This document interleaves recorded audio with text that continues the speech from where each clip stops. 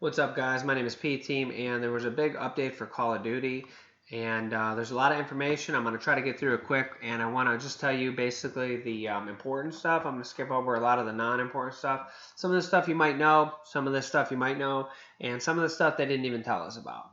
So in the background, I got another Nuketown gameplay for you. I think I went 58-0. Pretty good game if you want to watch that here while we're going. So first, the update was about 3 gigabytes. Took quite a while to download depending on your connection speed. It should be live on all platforms now. So first of all, they have what's called Call of Duty points or COD points, which is basically like in Advanced Warfare. You pay to purchase supply drops and or other things. So first of all, now you can purchase supply drops. Rare supply drops are about $2, and again, you have to buy them through Call of Duty points, but the equivalent is about $2. And we'll get into the supply drops here in a second. So also you can buy extra creative class slots, and I actually went and did this, and it looks like they gave me 50 creative class slots for $1.99. There's like 10 different menus of 5 different slots, and seems like a really good value because I like to set up a class for hardpoint. I like to set up a class for uplink. I like to set up a class for demolition, domination, Nuketown. Sometimes I set up classes for specific maps. If you really want to get into that because certain score streaks or certain things might work better on maps.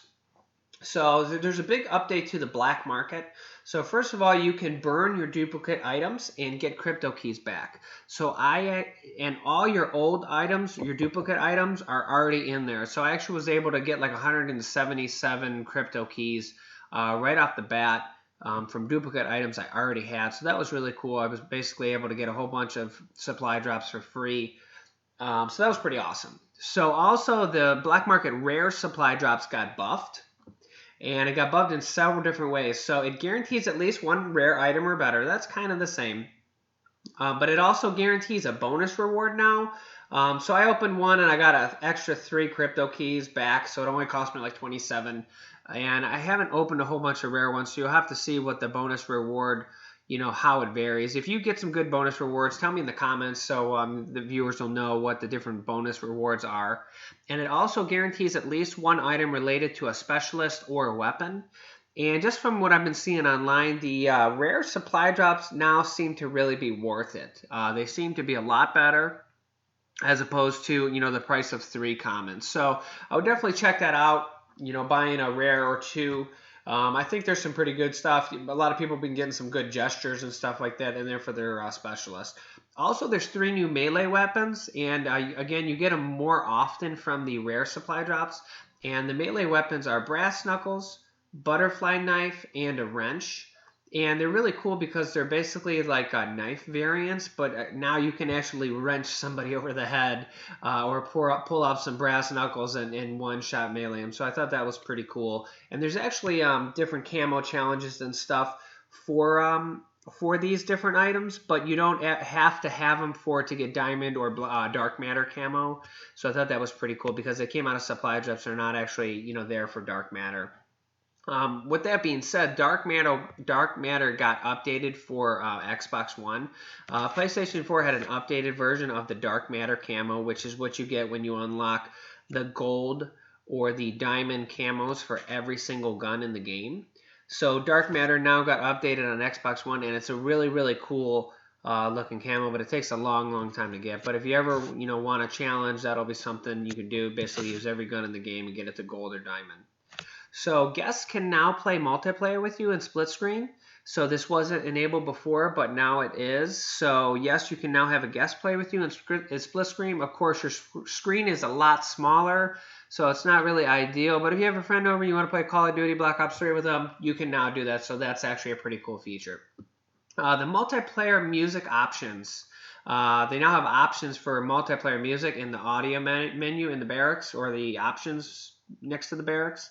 And this, I mentioned this because of the fact that by default, I had no music playing now. So like when I started a match or when I ended a match, it was literally just quiet. There was no music at all. And I had to actually go in there and update that I started on default and then I put it on random, but it kind of seemed weird not having the music. So if you want to get your music back, again, it's not really music during the game, but it's music like at the beginning and the end and like halftime and stuff like that. So it kind of seems awkward without that music there.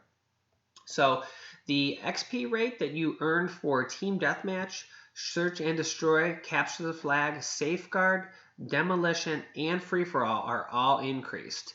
So that's a pretty good advantage for a lot of people. Yes, more XP per game. So also they increased the rate of earning crypto keys. So you're going to be able to earn a little bit more crypto keys per game now, which is good too. So they have a bunch of spawn updates fixed. They fixed a whole bunch of spawns and a whole bunch of different game modes. And just to keep it short, they fixed a bunch of spawns. So the next thing is all the specialist earn rates have been reduced in objective-based game modes. What that means is, for example, like domination or demolition, you're going to earn your specialist ability slower. And again, that actually went live a couple days ago. But yeah, you're not going to get your specialist ability as much in, domination or capture the flag and things like that. Also, as a special note, the scythe was further reduced. So the scythe actually had an individual reduction because, the scythe is pretty overpowered. That's the best gun version of a specialist. So that was further reduced. So also, we have a bunch of gun updates here. And there's a lot of gun updates, and we're going to kind of go through them quickly. So the Kuda has increased recoil, the Weevil has increased recoil, and the Razorback has increased recoil. The Razorback also has increased damage range, and the Vesper had a damage range reduction. The VMP has a ADS time reduced, so you're going to aim down sights slower on the VMP, and your hip fire was reduced on the VMP also. On assault rifles, the K&N has increased recoil ability, so better recoil. Better recoil on the HVK30 also. Better recoil on the ICR also. And one thing I want to note too is it seems like all of the assault rifles were updated. Their range was reduced. It went from 42 meters to 38 meters on every single assault rifle. So all of the assault rifles actually got a 10% penalty that nobody seems to have noticed or mentioned. But that did actually happen. And the Shiva got nerfed and nobody knows about it. Treyarch didn't tell us about it. So you can check out my Shiva video in the description below because I made a special video on the Shiva, which nobody knows about unless you've seen that video also. So also for the ICR, there's reduced hipfire accuracy and fixed an issue with the reloading. No big deal there. So Man of War has also increased recoil, and the Man of War seems to be much, much better. The recoil on the Man of War used to suck. It seems to be a lot better there. The XR2 movement speed was reduced. That's only 1.5% it was reduced. It had a very, very slight movement speed advantage over other assault rifles, and now it's the same. The M8A7 had its fire rate reduced, which is really weird because they just increased it last patch, and now they reduced it. And it actually got reduced pretty hard. It got reduced by 15%, and rapid fire actually got reduced on the M8 also. We're going to talk about rapid fire here in a second. So shotguns, seems like all of the shotguns got increased damage range. So I don't really need to talk about them, but pretty much all of the shotguns got an increased damage range. On LMGs, the Dingo has better recoil, and it also has increased movement speed or while firing or ADS, while you're moving around, strafing. The Dingo can move a little bit faster than the other LMGs. The 48 Dredge had its fire rate reduced by about 10%. It went from, the RPMs went from 1,200 to 1,090. And it also had a rapid fire nerf. Also, we're going to talk about rapid fire here in a second. The pistols had increased movement speed on all of the pistols. So that's pretty good if you're using pistols. The RK5 had reduced damage rate, and the Alcar 9 got nerfed pretty hard. It reduced the damage and reduced the hipfire accuracy also. So attachments, suppressors got buffed, but it seems to only be about a 10% increase in range. Assault rifles went from 75% to 65%. So it really didn't seem like a big buff. I mean, again, something is something. If you're using a suppressor, it's better than nothing. Laser sight increased hipfire accuracy on all assault rifles and LMGs for the laser sight, and fast mags increased reload speed for fast mags on all guns. Rapid fire, so their wording of the rapid fire says changed to increase the fire rate and not the burst delay on burst weapons. However, for the dredge, I have not found that the case. I found that the burst delay was still reduced. And based on there's this gun sheet by Marvel 4 and a couple guys.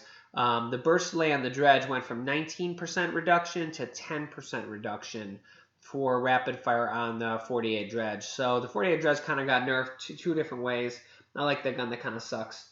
But rapid fire has been decreased on all burst guns. So the concussions now have a reduced stun time. So that's the second time concussions have gotten nerfed. It does not say anything about flashbangs. I actually think flashbangs are a little bit better. So perks, the overclock has now increased the rate that you're going to get your specialist. So that will kind of counteract the specialist nerf that went on earlier. Ante-up has now been raised from 100 to 75. So if you're using ante-up, you're now going to get basically a 100-point bonus at the beginning of every spawn towards your score streak instead of 75. That's pretty cool.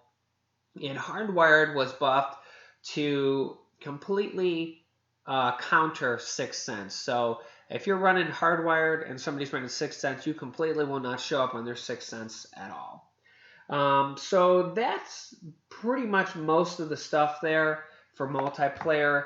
All the score streaks were buffed. Make sure you see my score streak buff video. I'll have a link to that and the Shiva video in the description below. But that's it, guys. If you like this video, give it a thumbs up. If you're new to the channel, make sure you subscribe. And I'll catch you in the next video. See ya.